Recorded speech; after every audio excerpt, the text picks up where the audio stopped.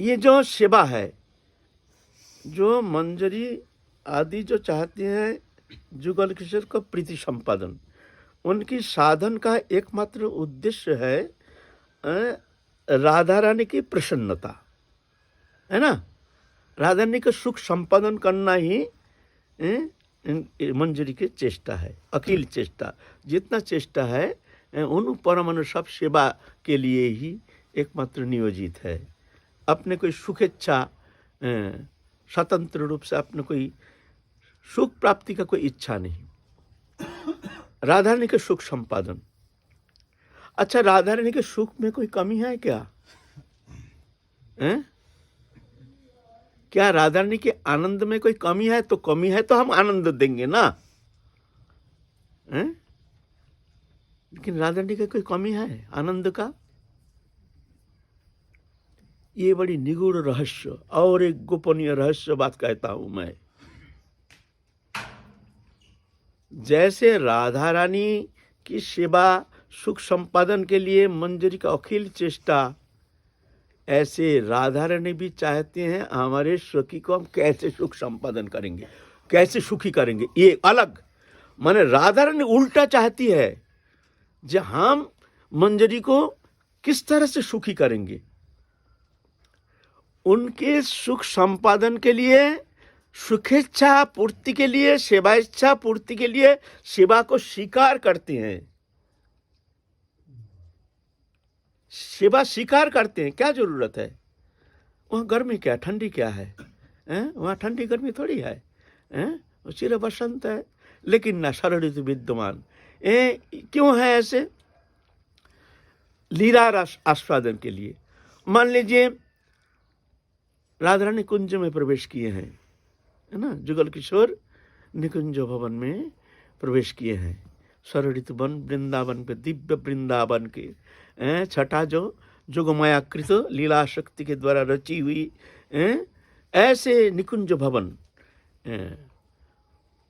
जैसे मान लो एक एक लता गुल्म आदि जो है, जैसे सृष्टिकर्ता ना जाने कौन निपुण शिल्पी ने लाखों लाखों वर्ष तक बैठ करके उसके निर्माण कार्य में समय बिता दिया। ऐसे ऐसे अद्भुत, अकल्पनीय, अचिंतो जोगमाया कृत ऐसे ऐसे सब कुंज भवन निर्माण है। और एक एक कुंज, सब कुंज अलग अलग, एक से एक का कोई मेल तालमेल है नहीं। ऐसे ऐसे निकुंज भवन वहाँ जा करके दोनों को विलास कराते हैं। अब राधा रानी जुगल किशोर आए हैं, बैठे हैं। अरे भाई, गर्मी होने से तो हवा का आवश्यकता है। हवा कब अच्छा लगता है? जब गर्मी है तब ना। गर्मी नहीं है तो अभी ठंडी है मौसम, अभी किसी को पंखा चला है तो उसका आनंद थोड़ी होगा। आपका भूख नहीं है तो आपको खाने के लिए हम अगर देंगे तो आपको आनंद थोड़ी होगा।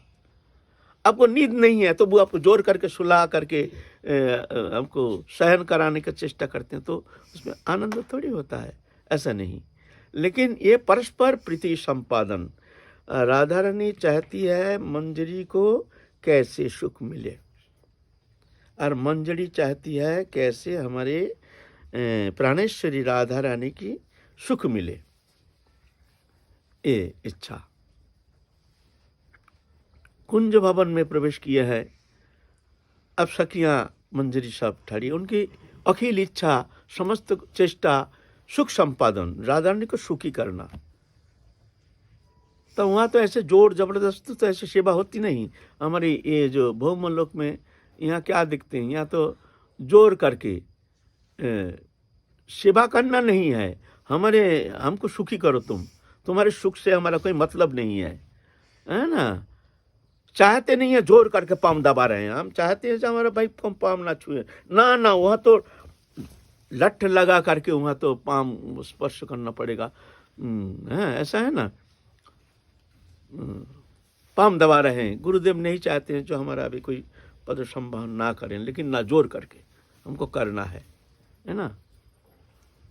तो ऐसे है ये हमारे भौमलोक में सेवा। वहाँ ऐसा नहीं है। वहाँ सुख इच्छा कैसे राधा रानी प्रसन्न होती है, उनके लिए चिंता। आप सखी मंजरी चिंता कर रही है जो हम क्या सेवा करें। तुरंत गर्मी आ गई है, गर्मी को स्वीकार कर लिया प्रकृति। इस तरह से लीला करने के लिए प्रकृति हाजिर। शरद ऋतु जो है वो ऐसे कृपा करने माने आनंद वर्धन के लिए लीला शक्ति आकर के ऐसे ही प्रकृति अवस्था सृष्टि करते हैं। गर्मी आ गई है और राधा श्याम सुंदर दोनों का पसीना पसीना आ रही है। शिकार कर लिया है। अब पंखा नहीं तो पंखा का आनंद कैसे लगेगा। अब दो मंजरी जा करके पंखा कर रही हो। अरे ऐसा नहीं, स्वाभाविक वो शीतलता। ओह, बहुत गर्मी में आकर के जैसे पसीना पसीना लथपथ हो जाते हैं, उस समय पंखा करने से व्यजन करने से कैसे आनंद लगता है। ऐसे ही शीतलता, राधा रानी शीतल हो रहे और वो शीतलता मंजरी में शतगुना अनुप्रवेश कर रही है, करती है। वो शीतलता अनुभव करते हैं।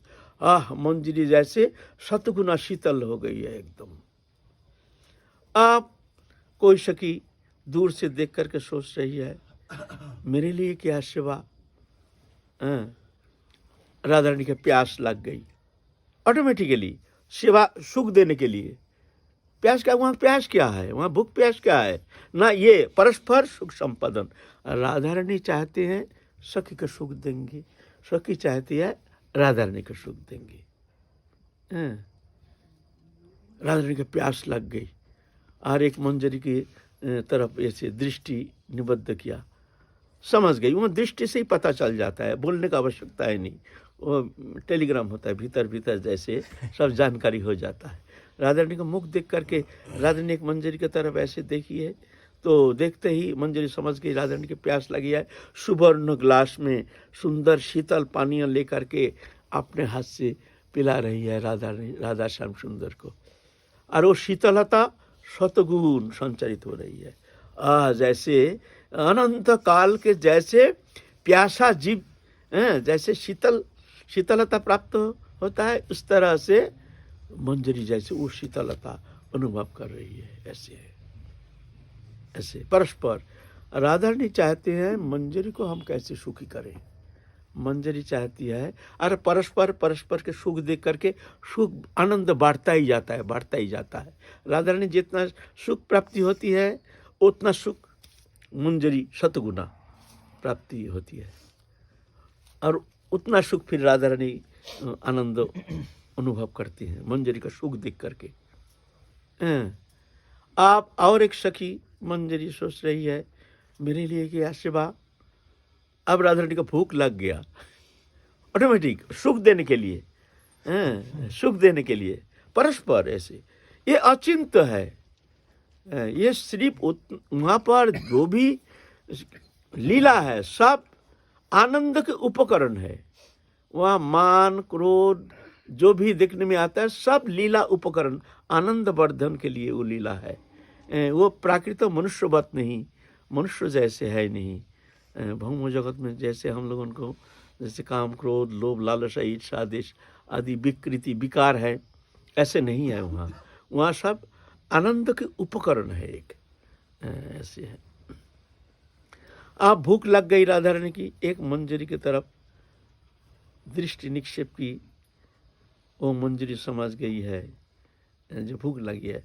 सुवर्ण थाली में बड़ी दिव्य पदार्थ लेकर के अब अपने हाथ से राधा रानी को खिला रहे हैं, श्याम सुंदर खिला रहे हैं ऐसे। और वो राधा रानी जितना आनंद प्राप्त करती हैं उसका शतगुना आनंद प्राप्त कर रही है मंजरी। ऐसे लीला है वो आनंद।